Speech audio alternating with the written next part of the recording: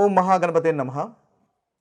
2026వ సంవత్సరము అంటే 2026 జనవరి నుంచి డిసెంబర్ వరకు నూతన ఆంగ్ల సంవత్సరంలో ద్వాదశ రాశుల వారికి ఎలాంటి ఫలితాలు కలుగుతున్నాయో చూద్దాము. ముందుగా ఈ 2026వ సంవత్సరంలో ఉన్నటువంటి గ్రహస్థితిని కనుక మనం ఒకసారి గమనించినట్టయితే చక్కటి గ్రహస్థితి కనిపిస్తుంది.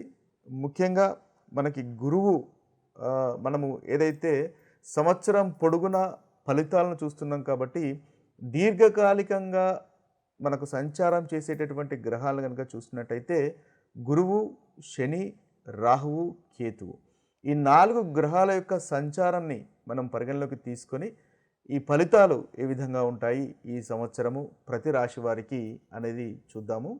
అయితే ఈ సంవత్సరము గురువు మనకి ముఖ్యంగా మిథున రాశిలో సంచారం చేస్తున్నాడు. అదేవిధంగా కర్కాటక రాశిలో సంచారం చేస్తాడు. అదేవిధంగా మనకు సింహరాశిలో కూడా గురువు యొక్క సంచారం అనేది ఈ సంవత్సరం ఉంటుంది. ఇక శని యొక్క సంచారము మీనరాశిలో ఉంటుంది. ఇక రాహువు కుంభరాశిలో సంచారం చేస్తున్నాడు. కేతువు సింహరాశిలో సంచారం చేస్తున్నాడు. ఈ శని యొక్క సంచారము, రాహు యొక్క సంచారము, కేతు యొక్క సంచారము ఈ సంవత్సరము వారి ఆ రాశిలో మాత్రమే వారి యొక్క సంచారం ఉంటుంది. అంటే శని మీనరాశిలోను, కేతు సింహరాశిలోను, అదేవిధంగా రాహు కుంభరాశిలోను సంచారం చేస్తారు. అయితే మనకి శని వక్రీకరిస్తాడు. ఒకే రాశిలో సంచారం చేస్తున్నప్పటికీ శని మనకు జూలై 27వ తేదీ రోజు వక్రగతుడవుతాడు.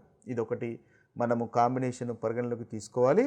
అదేవిధంగా మనకు గురువు కూడా మనకి ముఖ్యంగా చూసుకున్నట్టయితే గురువు కూడా వక్రీకరించి ఉన్నాడు. మార్చి 11th వరకు మనకు వక్రీకరించి మిథున రాశిలో ఉంటాడు. అయితే ఈ యొక్క గ్రహ సంచారాన్ని ఈ సంవత్సరం పొడుగున 3 భాగాలుగా మనము విభజించినట్టయితే జనవరి, మే వరకు ఒక భాగము, అదేవిధంగా మనకు జూను మాసంలో మనకు మార్పులు జరుగుతున్నాయి. జూన్ 2వ తేదీన కర్కాటక రాశిలోకి గురువు సంచారం ఉంటుంది. కాబట్టి జూన్ మాసము ఒక సంచారంలో కలిగే మార్పు. ఇక జూలై, అక్టోబర్ కూడా మనం తీసుకున్నట్టయితే జూలైలో శని వక్రగతుడవుతున్నాడు. ఇక అక్టోబర్ 31వ తేదీ గురువు మనకు సింహరాశిలో సంచారం చేస్తున్నాడు. అంటే మనకి అక్టోబర్ తర్వాత నుంచి అదేవిధంగా జనవరి, మే వరకు, జూను, తర్వాత జూలై నుంచి అక్టోబర్ వరకు ఇలా మనం విభజించుకుంటూ మనము ద్వాదశ రాశుల యొక్క ఫలితాలు ఈ సంవత్సరము ఏ విధంగా ఉంటాయో చూద్దాము. కన్యారాశి వారికి 2026 సంవత్సరంలో ఉన్నటువంటి ఫలితాలు మనం చూసినట్టయితే వీరికి ఈ సంవత్సరం చక్కటి ఫలితాలే గోచరిస్తున్నాయి. ముఖ్యంగా రాహు 6వ ఇంట్లో సంచారం చేస్తున్నాడు. ఈ సంవత్సరం మొత్తము రాహు యొక్క సంచారము ఈ రాశి వారికి అనుకూలంగా ఉంది. అయితే గురువు కూడా వీరికి జూన్ 2 తర్వాత మనకి కర్కాటక రాశిలోకి సంచారం చేస్తాడు. అంటే గురువు జూన్ 2 తర్వాత లాభస్థానంలోకి సంచారం అనేది ఉంటుంది. కన్యా రాశి వారికి చతుర్థాధిపతి, అదేవిధంగా సప్తమాధిపతి అయినటువంటి గురువు జూన్ తర్వాత చాలా చక్కటి ఫలితాలు ఈ రాశి వారికి రాహుతో పాటుగా కలుగజేస్తున్నాడు. అయితే మనం చూసినట్టయితే ముందుగా వీరికి ఎప్పుడైతే జనవరి నుంచి దాదాపుగా జూన్ వరకు మొదటి భాగంలో కనుక మనం చూసినట్టయితే గురువు దశమ స్థానంలో సంచారము, శని సప్తమ స్థానంలో సంచారము, రాహు 6వ స్థానంలోను, కేతు 12వ స్థానంలో సంచారం అనేది ఉంటుంది. అయితే ఈ గురువు యొక్క సంచారం దశమంలో సంచరిస్తాడు కాబట్టి కాస్త ఏదైతే మీరు వృత్తిలో సంబంధించినటువంటి విషయాల్లో బాధపడుతున్నారో ఆ విషయాలు, ఆ బాధలు నెమ్మదిగా తొలగిపోయేటటువంటి అవకాశాలు కనిపిస్తున్నాయి. ముఖ్యంగా అధికారులతో ఆర్గ్యుమెంట్స్ చేయకుండా ఉండడం అనేది ఈ మొదటి భాగంలో మీకు చెప్పదగినటువంటి సూచన. రిస్కీ ఇన్వెస్ట్మెంట్స్ను కూడా అవాయిడ్ చేయడం అనేది మంచిది. తద్వారా మంచి ఫలితాలు కలుగుతాయి. అయితే ముఖ్యంగా ధనం విషయంలో చాలా చక్కగా ఉంటుంది. అయితే ధనానికైతే ఇది ఎటువంటి కొదవ అనేది ఉండదు. 6వ స్థానంలో ఉన్నటువంటి రాహు మీకు ధనాన్ని కలగజేస్తాడు. ముఖ్యంగా చేతికి సమయానికి డబ్బు అనేది అందుతుంది. మీ యొక్క భార్య తరపు వారి నుంచి ఏదైనా అనుకూలత ఉండేటటువంటి అవకాశం మనకు కనిపిస్తుంది ధనం విషయంలో. అదేవిధంగా శత్రు నాశనం అనేది కూడా ఉంటుంది. రాహు 6వ ఇంట్లో ఉండడం వల్ల కాంపిటీషన్కు సంబంధించినటువంటి విషయాల్లో కూడా మీదే పై చేయిగా ఉంటుంది. చక్కటి ఫలితాలు మీకు కలుగుతాయి. ముఖ్యంగా అనుకున్నటువంటి పనులు మీరు చేయగలుగుతారు. 6వ స్థానం వృత్తికి సంబంధించినటువంటి స్థానం కూడా కాబట్టి ఆ వృత్తిలో కూడా కాస్త ప్రెషర్ ఉన్నప్పటికీ సక్సెస్ఫుల్గా మీరు ముందుకు సాగగలుగుతారు. తద్వారా చక్కటి ఫలితాలు కలుగుతాయి. అయితే కేతు 12వ స్థానంలో ఉన్నాడు కాబట్టి ఈ మొదటి భాగంలో ఆరోగ్యానికి సంబంధించినటువంటి విషయాల్లో కాస్త జాగ్రత్త అనేది అవసరము.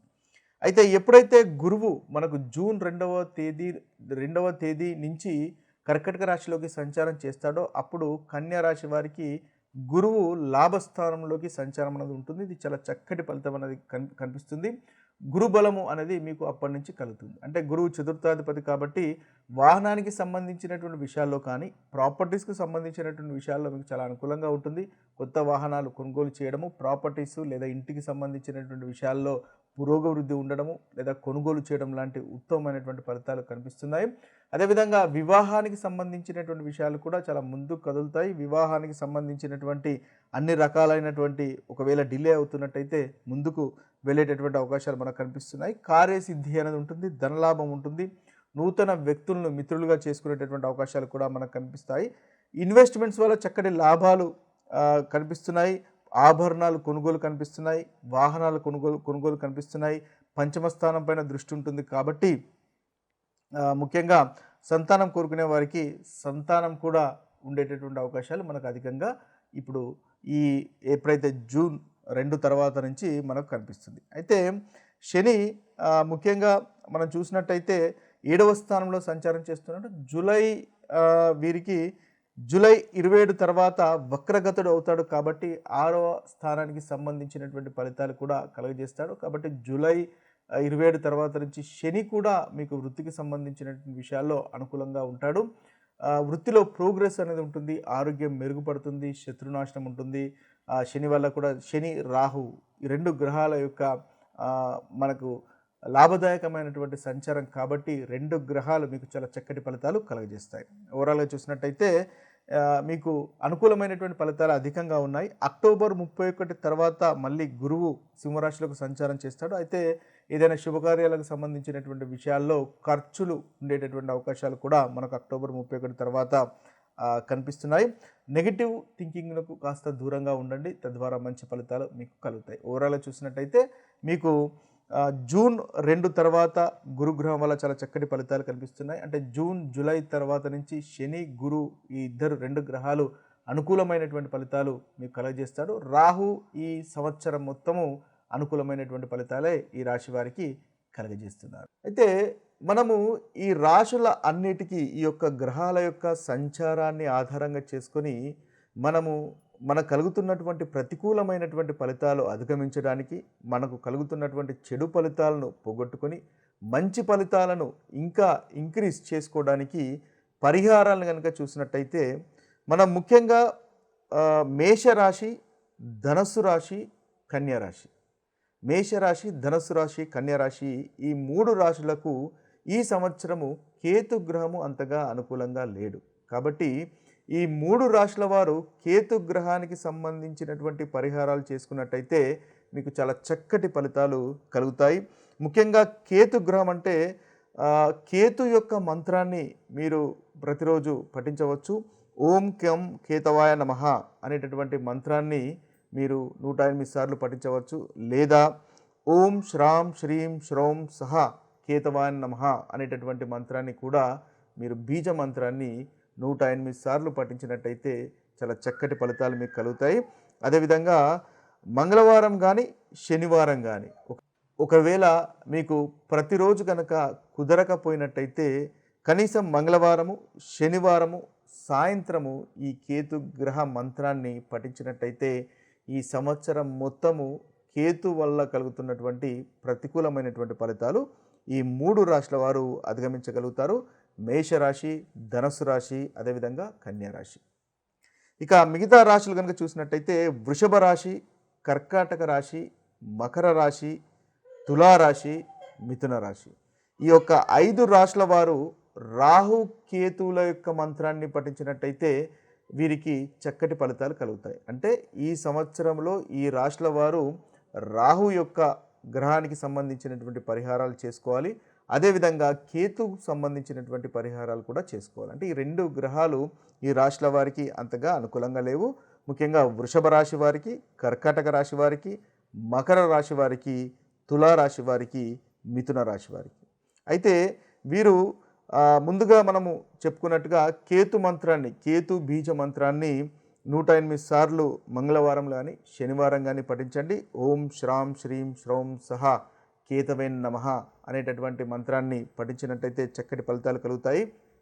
అదేవిధంగా ఈ రాశుల వారు ఈ సంవత్సరం పొడుగున గణపతిని ఆరాధించినట్టయితే ఈ కేతుగ్రహం వల్ల కలుగుతున్నటువంటి ప్రతికూలమైనటువంటి ఫలితాలు తొలగిపోయి అనుకూలమైనటువంటి ఫలితాలు కలుగుతాయి. అదేవిధంగా శివుడికి అభిషేకం చేసినా కూడా మనకు ఈ రాశి వారికి చక్కటి ఫలితాలు కలుగుతాయి. అయితే ఈ కేతుగ్రహంతో పాటుగా మనము రాహుగ్రహానికి సంబంధించినటువంటి పరిహారాలు కూడా చేసుకోవాలి. ముఖ్యంగా రాహుగ్రహం అంటే దుర్గామాతను కనుక ఈ రాశుల వారు ఈ సంవత్సరం ఆరాధించినట్టయితే చక్కటి ఫలితాలు కలుగుతాయి. అనుకున్నటువంటి మీకు పనులు నెరవేరుతాయి. ముఖ్యంగా రాహు యొక్క బీజమంత్రాన్ని కూడా మీరు పఠించవచ్చు.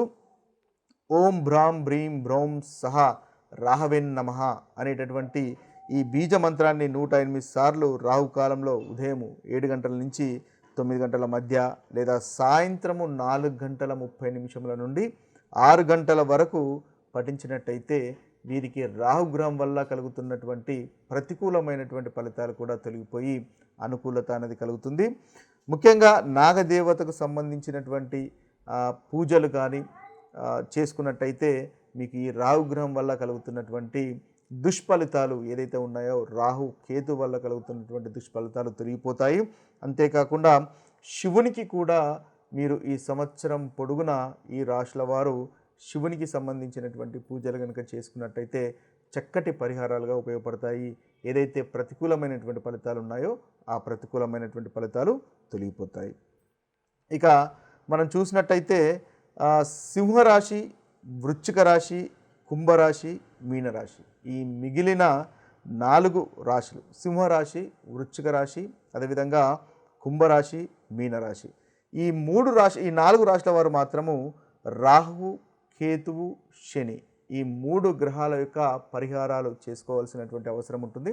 అంటే ఈ సంవత్సరం పొడుగున మీకు ఈ 3 గ్రహాలు దాదాపుగా అంతగా అనుకూలంగా లేవు. కాబట్టి ఈ ప్రతికూలమైనటువంటి ఫలితాలు తొలగిపోయి అనుకూలమైనటువంటి ఫలితాలు కలగడానికి ఈ 3 గ్రహాల యొక్క పరిహారాలు అనేది చేసుకోవడం ఉత్తమము.